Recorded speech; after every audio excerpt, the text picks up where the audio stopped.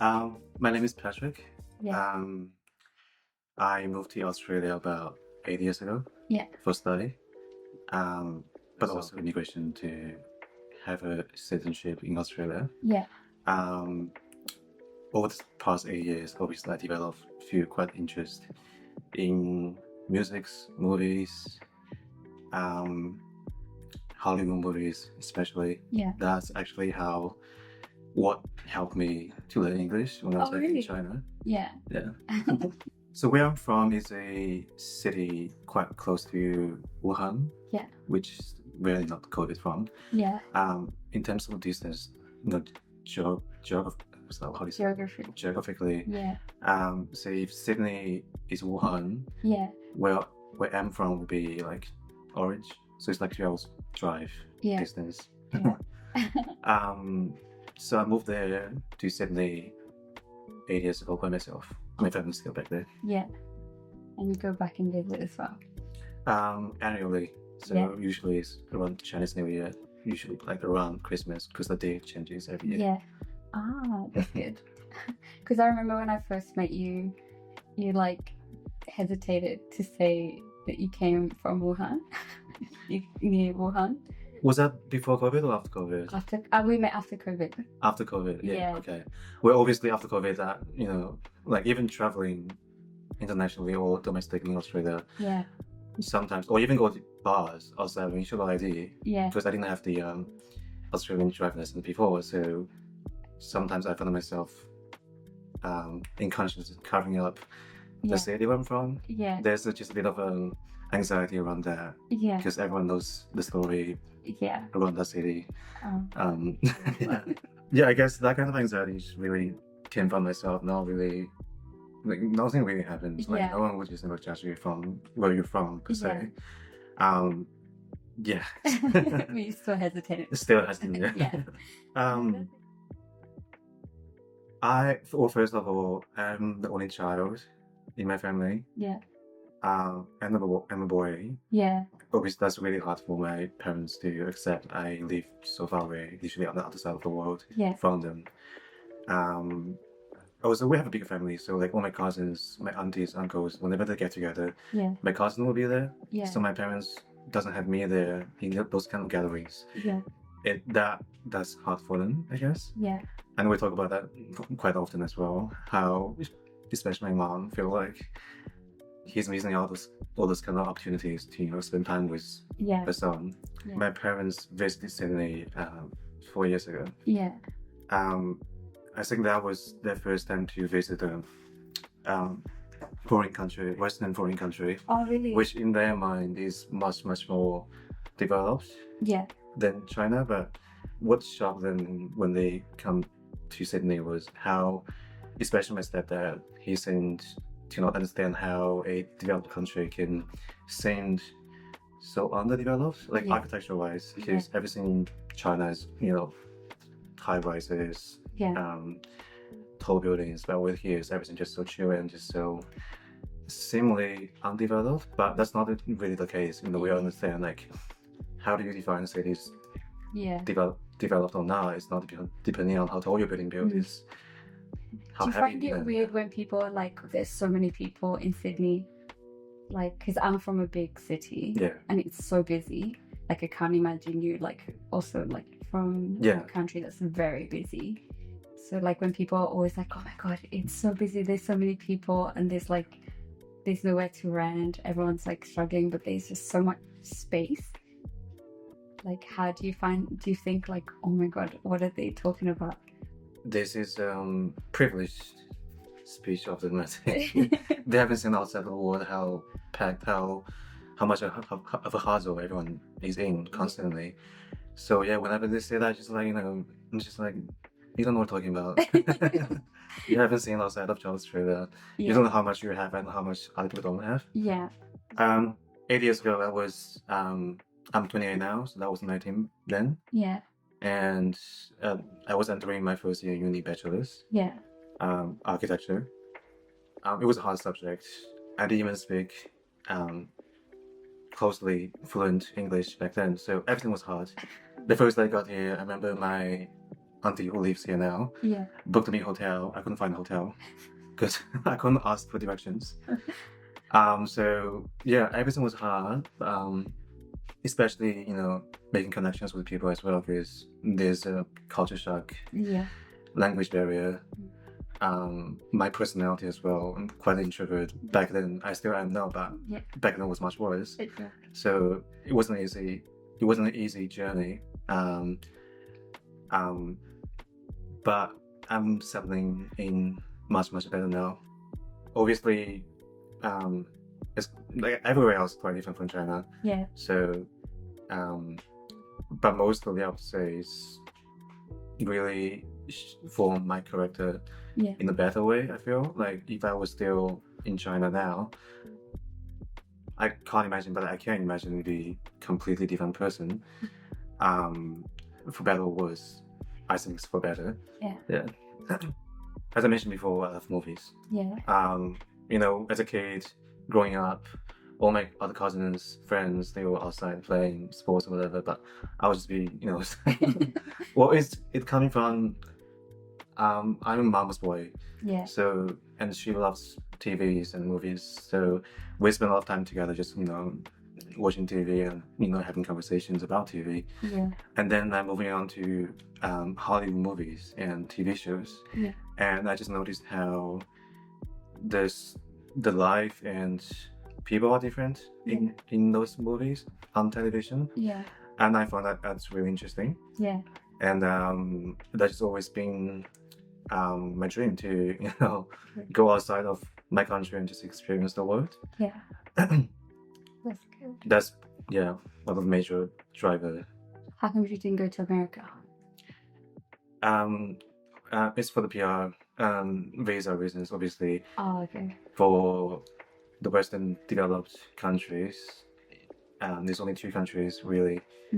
Once you finish a degree, it's much easier for you to, you know, have a life and settle in and get the citizenship or other visas.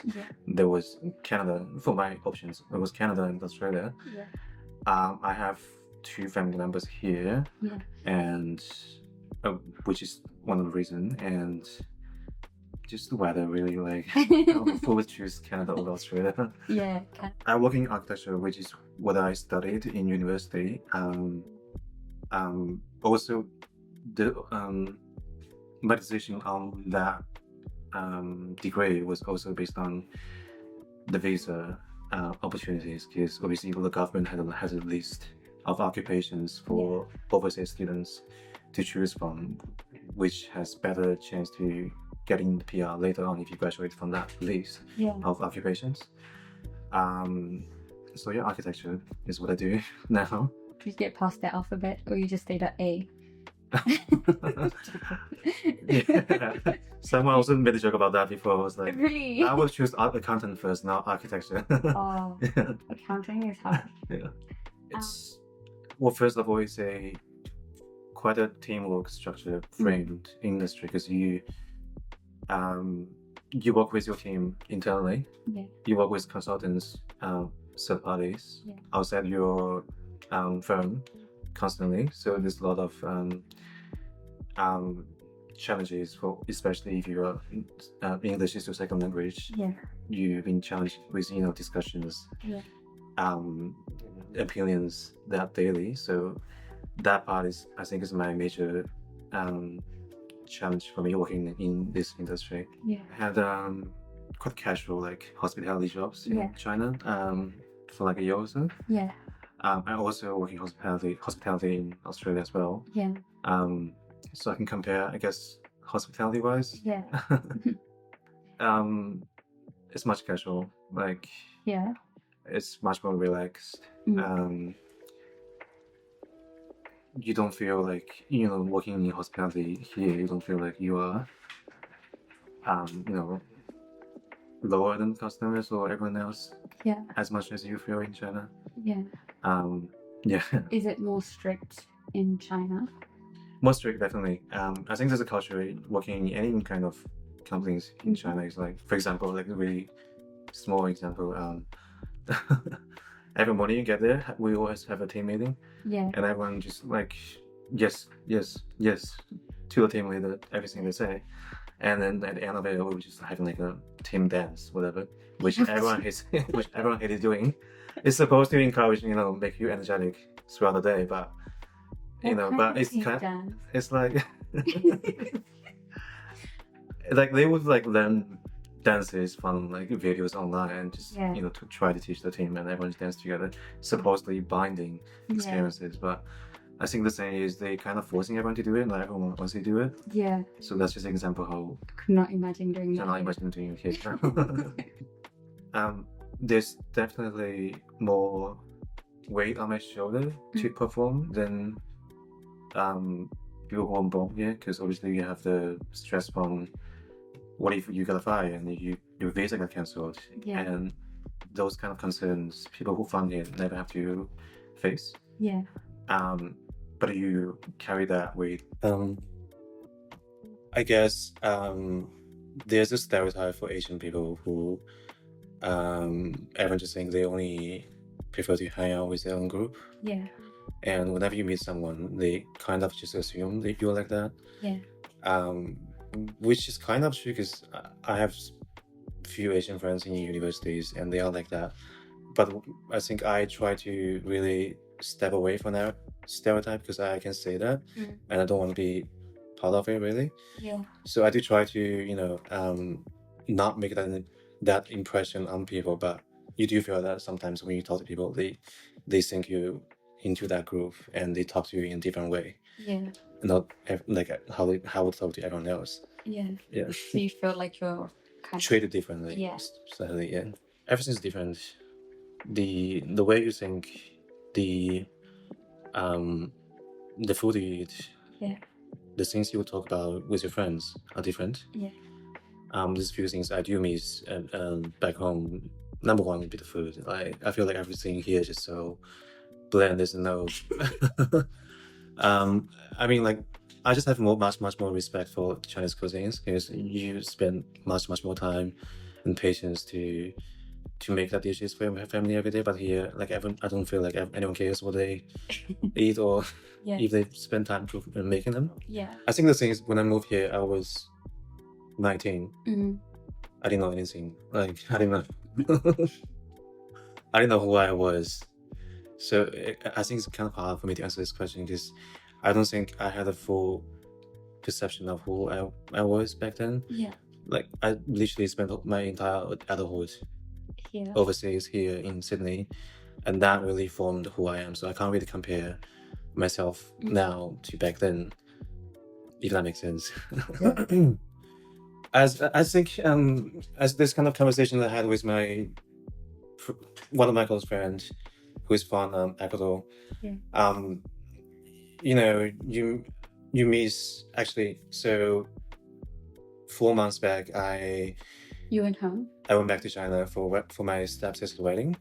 That was the first time after COVID, the first time in 3.5 years back home.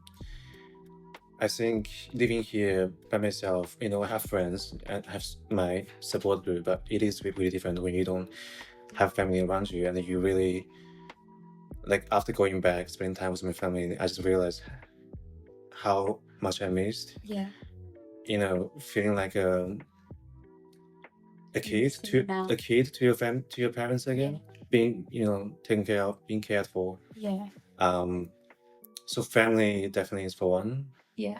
I remember in 2019, before I went back to China, which is right before the outbreak happened, I was in Sydney. Yeah. I never heard anything about that outbreak from any of my family back home or my friends back there. But one of my friends here in Australia, who is Australian, he asked me, have you heard this news about this kind of outbreak happening in where you're from? I said no, and asked my mom, through WeChat. They never heard anything. So that's shocking. Wait, so they didn't hear about COVID? Back home, no. Back home. But my friend here, that news was going around in Australia, but not in China. At all? At all, no. No one knows about it. that was a month after I going back, after hearing that news from my friend. Then we started having, like small messages from, because my family has some connections to the local government. Yeah. So one of them got news to us saying there might be something going on. Yeah. And that alerted us, not from the Chinese news, not from the government, but from Australian news. And then a month period before I went back. Yeah. And then I spent 1 month in China. Yeah. No one knew anything. I asked around, no one knew anything about it. And then it happened. Oh. So when it happened, is that the reason you came back, or? Well, I was really lucky because we had the news from the local government. We kind of fled to a city next to Hong Kong, which is Guangzhou. Yeah. And we spent the Chinese New Year's there just because we felt more safer. This coastal city is much easier for you to escape if anything happens. That's what we did. So did you fly from this? 2 days before. So I got out of my province. Yeah. 5 days before they closed the border to my province. Yeah. Hubei. Yeah. To Guangdong province, which is next to Hong Kong. Yeah. And then I fly back to Sydney 2 days before they closed the country border. I was really lucky. Oh. Otherwise, I wouldn't have finished my degree. I would still be studying now. Yeah. I don't need to worry about what if people find out, but I already feel, just by myself, like, ashamed. Yeah. Guilty. You don't have to feel just because, it is, where I'm from, and now it's everywhere, and where I'm from is the origin. Like, how can you be happy about that? Yeah. Or you just can't help to, like, unconsciously put weight on yourself. Yeah. Especially when you say people suffering everywhere, people die everywhere. Yeah. Because what happened in where you're from, that's not a good feeling, I guess. Yeah. my family owns quite big, like, massage companies. Like, in my city, she owns, I think, 5 stores. Yeah. Each store is like 130 employees. Yeah. And even now, the economy is so affected by COVID. Yeah.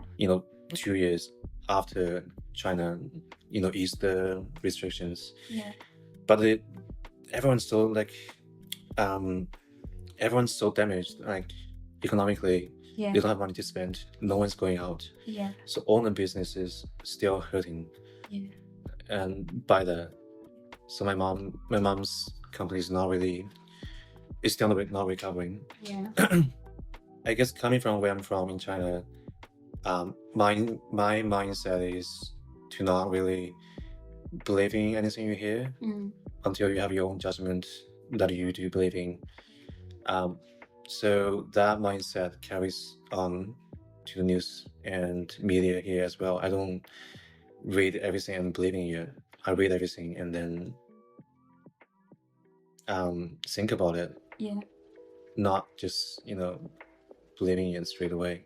Yeah. That's kind of why the reason I don't really read much on news, because, one people says one thing, other people says other thing. Yeah. There's always, like, 3 sides of a story. That's definitely one of the reasons I don't consume much. Because I care for people who around me, and I care for the things they care about. They read the news and they tell me whatever they're living, and I'll absorb that information from them.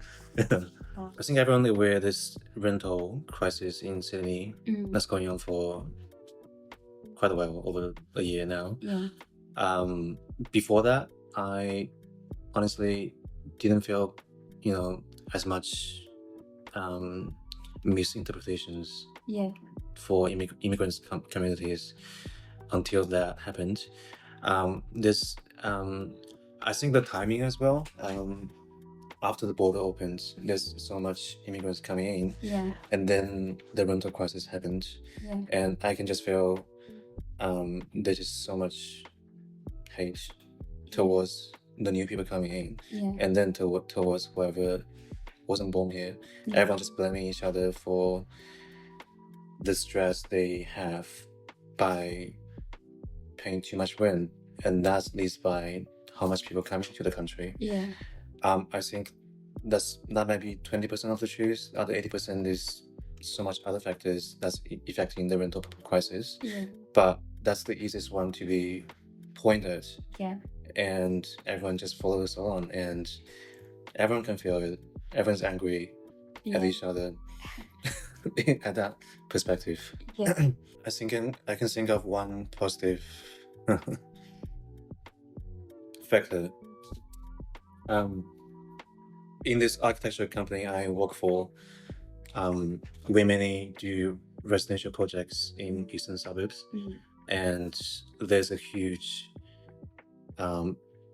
percentage of Asian populations who invest in eastern suburbs housings, and in that Asian populations, I would say like 60% of them are Chinese. I think I do have that privilege in my company as one of the only 2 persons who speak Chinese. It's 2 of you. To be much easier to communicate with the client who are Chinese. And that has made me feel more stable as an employee at that company. You feel like because you're an asset. I feel like I have a unique asset to them. Yeah. Back home, as we kind of mentioned before, everyone's mind is so controlled by the government. They tend to almost everyone thinks everything in similar way. They tend to, believe in whatever they read on news or whatever the government portrays to them and believe in them,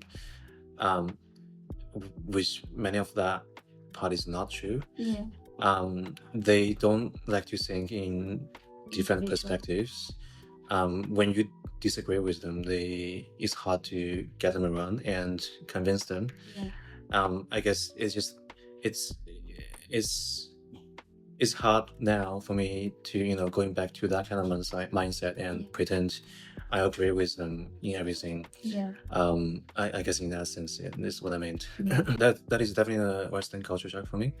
I wasn't intimidated by that because I didn't have that much stronger of a mindset to following up with all those kind of opinions. But now I understand every aspect. But relatively Australian so much, I do feel it's much chill than say Americans or British people.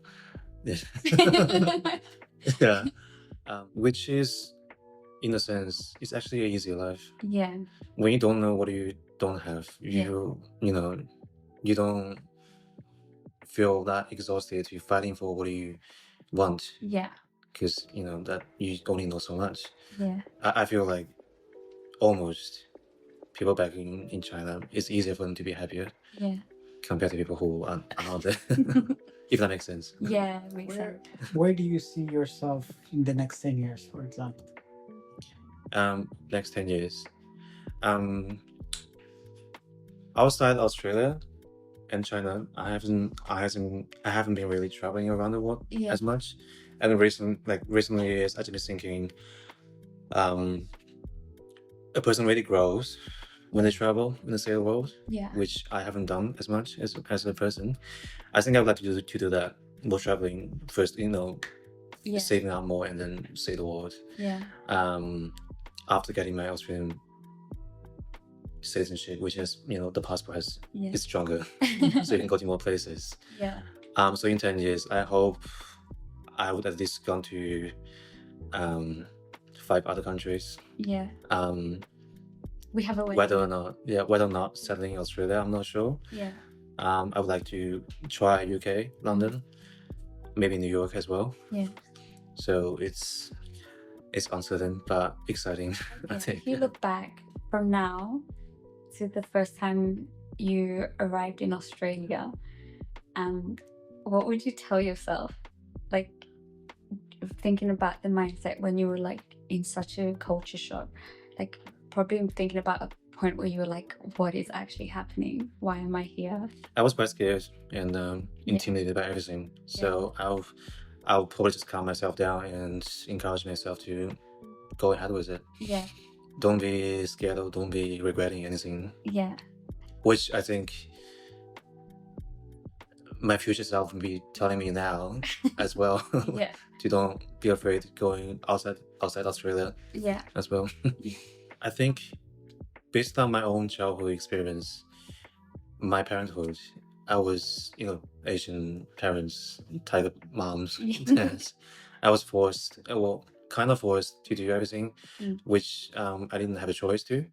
So I think for my future self, for my kids, I will really first, to help them find themselves first, and then let them decide where they want to go, what they want to do. Yeah. Will you like take them back home and like? If they want to, yeah. If they're interested in getting to know my culture, yeah, I would. But I wouldn't force them to go back. Yeah. I say my uncle for all the special occasions, birthdays, Chinese New Year's, lunar festivals. Yeah.